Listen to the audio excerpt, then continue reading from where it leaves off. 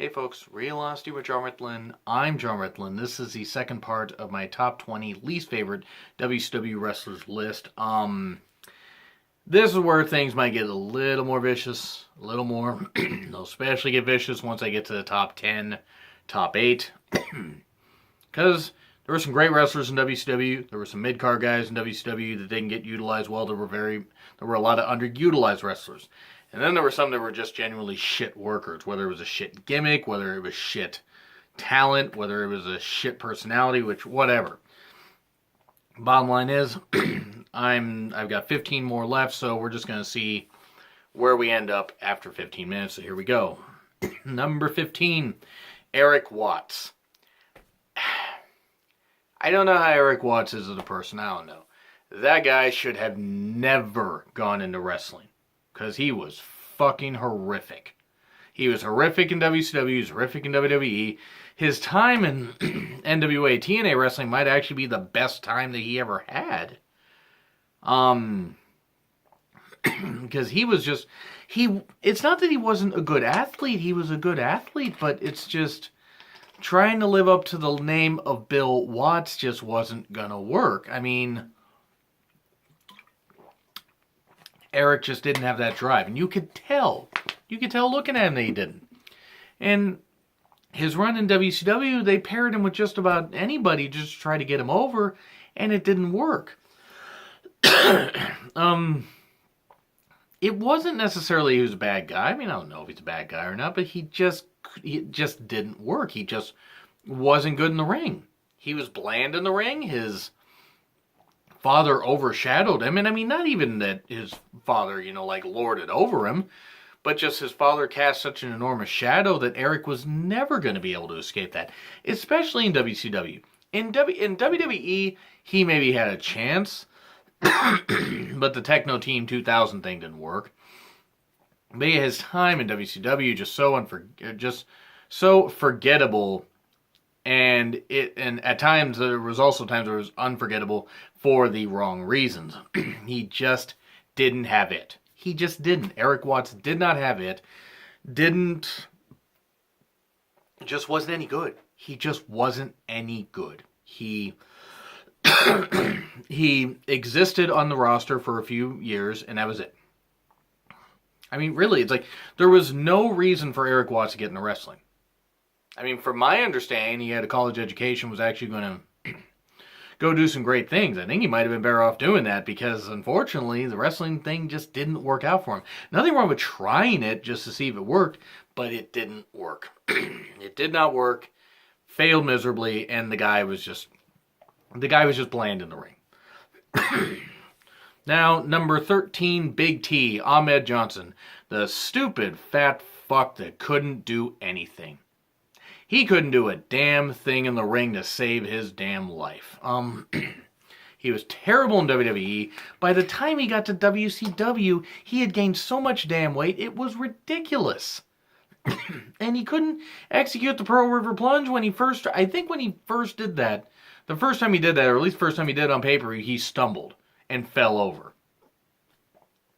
It was like watching, this is a little bit of a dig at ECW. It was Barely Legal 97. No, it wasn't. It was Barely Legal 97 because you had it was either there or the match with Tommy Dreamer shortly afterwards, but you had the Flock run in, or Raven's Nest. Well, no, the Flock, and you had them run in, and this one fat fuck named, I think Reggie Bennett or something like that. That was a character name, at least. Hit this horrible, double underhook sit-out powerbomb. And it was just really, really bad. They hit it better than Ahmed Johnson hit it, and Ahmed Johnson was an alleged professional. He couldn't do a goddamn thing in the ring. And for all the chances that he got in WWE, he sure seemed ungrateful as fuck. And then he got to WCW, he was barely around at all. I mean, I feel bad for Stevie Ray for having to try to carry a guy that couldn't do anything in the ring. I mean, seriously, the whole thing, where he was Big T, and yeah, he was big, that's for sure. Whoever came up with the idea of actually signing the guy, I'm not going to fault anybody for trying to get the guy a job if he really wanted to do it, but he clearly didn't. And he was barely around more than a few months.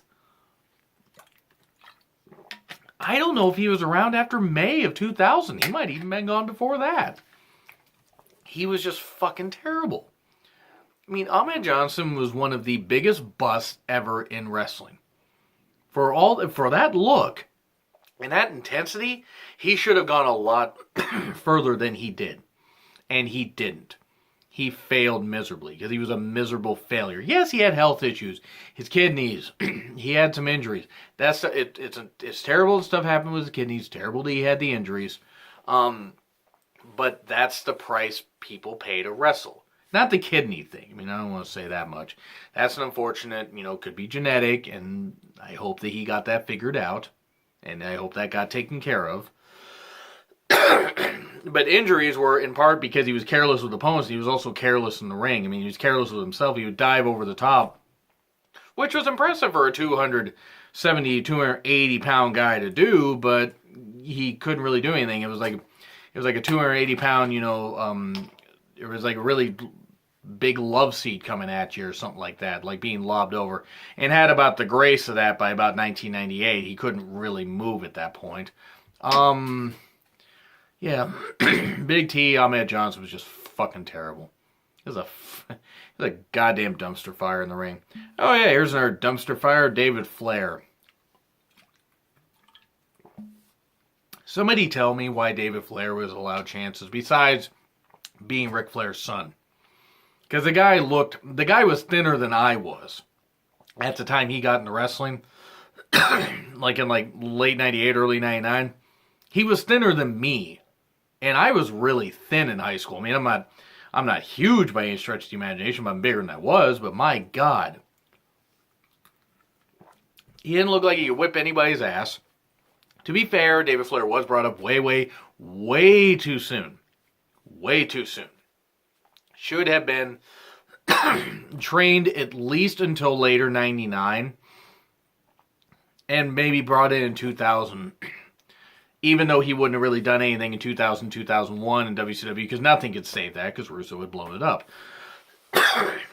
He had been one of the people blowing it up, because that's all Vince Russo did, was nuke wrestling companies. The other Vince, the talented Vince McMahon, just had the vision to get rid of the guy. And let him go nuke WCW. But David Flair couldn't wrestle, couldn't talk. The crazy gimmick that he did, where he was, I guess, where he's first stalking he's stalking Kimberly Page. And then it was Stacy and Tori Wilson, that kind of stuff. And he had Daphne with him, and Daphne was better looking than all those women, in my opinion. But the crazy thing that he did was actually probably the only good thing he ever did. Because at least he was a little more character driven. So if Russo came up with that might have been the one good thing that he came up with in WCW. But David Flair he wasn't, it was terrible. It was terrible that he was with his dad, then turned on his dad, joined the NWO, because he was with Tori Wilson at the time, I think. Well, on camera, because I think Kidman and Tori were together. Then the crazy gimmick, and then the pregnancy thing, where a girl faked her pregnancy. I think it was Stacy. It was terrible. It was just fucking terrible. And David couldn't wrestle. He just couldn't. He was brought up way too soon, and he was thrown into the mix. And they didn't know. They ruined the guy. Unfortunately, he seems to have had quite a few health issues since. I mean, if you see the guy, he's huge. I don't know if he has genetic defects or something, or if he's depressed and eating. I don't know what the reasons are. I feel bad if he has any health issues and major weight issues like he does. I certainly don't think David Flair's a bad person, even though I've ranted on how bad the guy was in the ring. I don't think the guy's a bad person. But he had that time in WCW, was terrible, brief time in WWE, then went to NWA TNA, and that was shit. Shocking. Not that NWA TNA was shit, that wasn't it. Just bringing a guy like him over there wasn't going to work. Yeah, David Flair was garbage. In the ring. I don't know about outside of it. Just in the ring, he was garbage. And number 11, David Sullivan. He was the Equalizer. He was Evad. He was terrible. He